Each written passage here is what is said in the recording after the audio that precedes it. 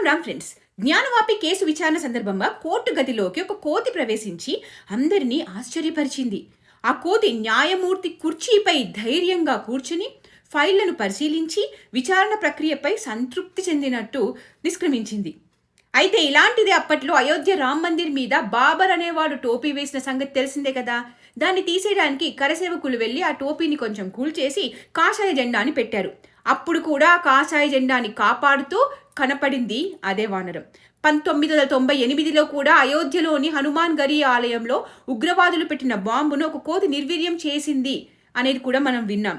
ఇవన్నీ యాదృచ్ఛికమా, లేదా ఆ వానరాన్ని ఎవరన్నా హిప్నటైజ్ చేసి పంపించారా?